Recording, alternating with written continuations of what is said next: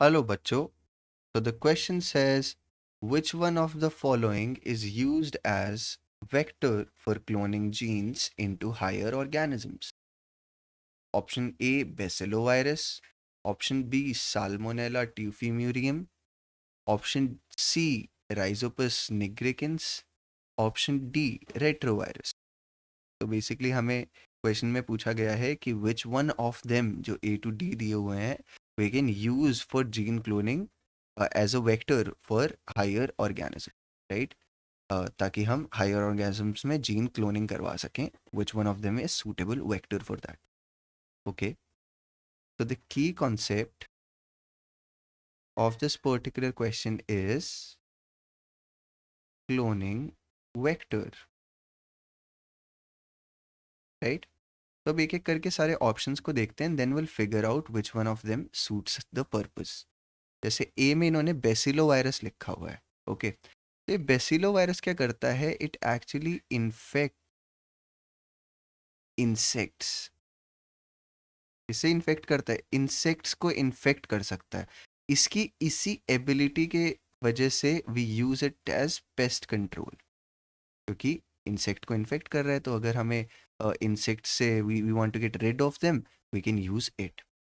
Also it can produce recombinant protein. तो ये एक और इम्पॉर्टेंट काम हो गया इसका, right?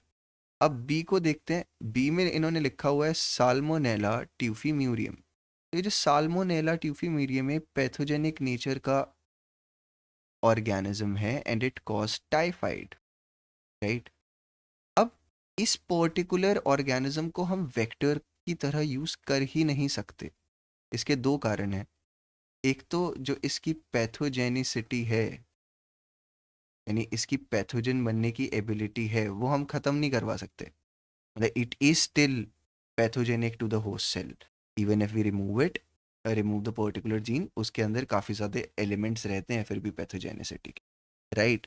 Also the gene that we insert, it's not functional inside it.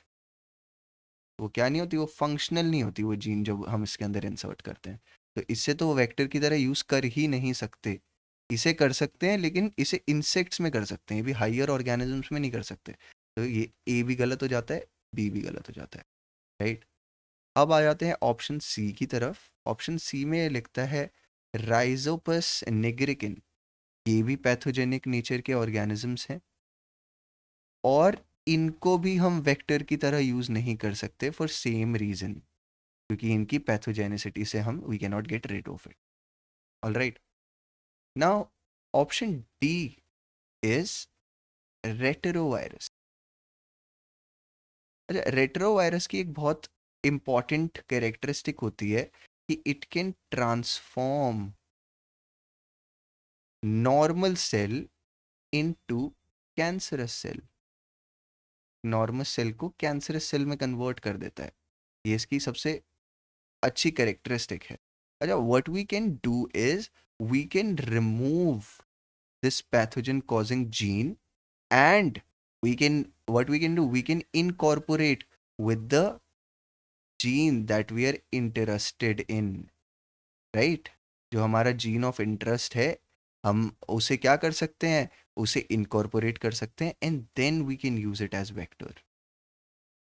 All right, और ये हायर ऑर्गेनिजम्स तक में हम इसे यूज कर सकते हैं।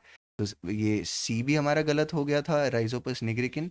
लेकिन जो ऑप्शन डी है, it's actually correct because we can use it as vector even in higher organisms. I hope you understood the question. Thank you.